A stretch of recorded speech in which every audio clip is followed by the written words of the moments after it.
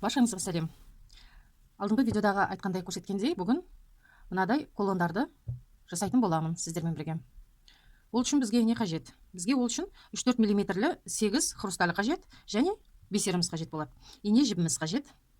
Ал кеттік онда. Инемізге, жібімізге 8 хрустальды 3-4 мм 8 хрусталімізді да инеміз жібімізге өткізіп аламыз.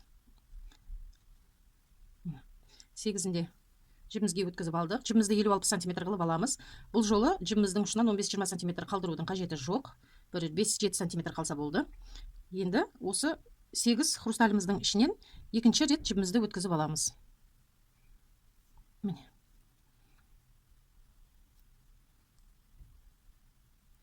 Өткізіп алдық. Енді бірінші тұрған хрусталіміздің жібімізді тағы өткізіп аламыз. Байласаңыздар да болады, байламай осылай мен сияқты тағы 1-2 рет өткізіп алып жасай берсеңіздер болады. Мына жерде алдыңғы түстеріне өзге түс қоссаңыздар да болады. Мына жерде басқа түсті мен цепочкам сары болғандықтан барлығын, бисерімнің барлығын сары қыламын. Ал кеттік онда. Міне хрустальдағы жібіміз былай шығып тұру қажет. Мынау жібіміздің ұшы, бұны кеспейміз, бұл әлі бізге қажет болады.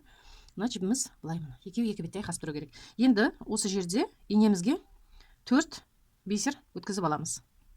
Міне 4 бисер өткізіп алдық. Енді жіп шығып тұрған хрусталіміздан, мына жібіміз жоғары жағында, біз төменгі жағынан екінші рет өтетін боламыз. Бір хрустальдан емес, екі хрустальдан өтеміз.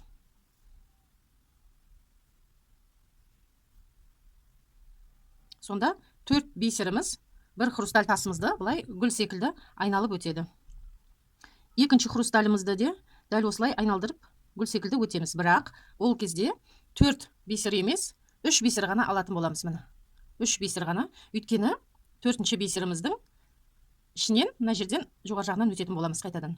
Мына жерде 3 бисер, 4-ші бисеріміз бізде 2 хрустальға ортақ болады.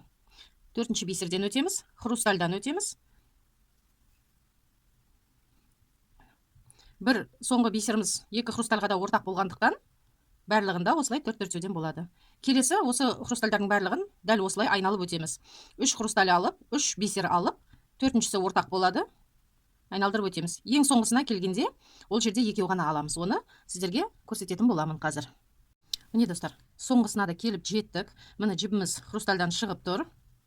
Міне жібіміз хрустальдан шығып тұр. Енді осы жіпті ең бірінші хрустальдың ең бірінші бисерінен өтетін боламыз.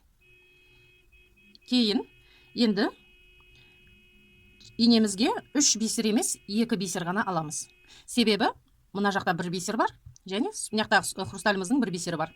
2 бисер инемізде жаңағыдай соңғы бисерімізден өтеміз, хрустальдан өтеміз, және бірінші хрустальдың бірінші жіп шыққан бірінші бисерінен өтеміз.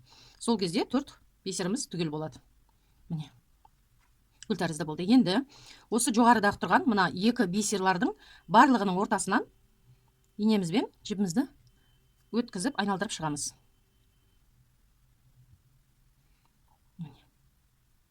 Барлық жоғарыда тұрған 2 бисерімізден айналып өтіп шығамыз. Мына жібімізді қырықпаған, кеспеген себебіміз ол біздің басталған басын білдіріп тұрады. Міне келдік, жеттік. Міне бәрін айналдырып шықтық. Енді осы жерде жоғарыға қаратып жібімізді тартамыз. Жіптеріңізді қаттырақ тартыңыздар осылай.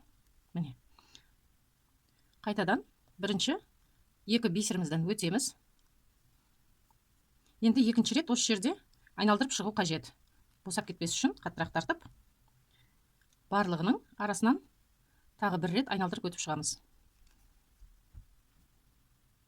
Міне, бір бетін бітірдік. Енді мына жердегі ортадағы тұрған бисер арқылы екінші бетіне қарай өтеміз.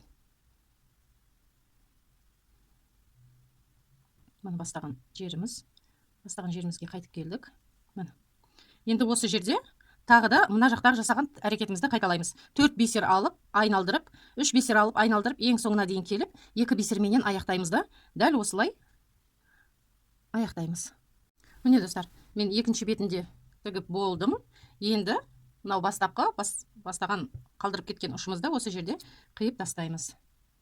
Міне кулонымыз дайын болды. Енді дәл осы кулонымызды алдыңғы видеодағы тоқыған цепочкамызға өткіземіз.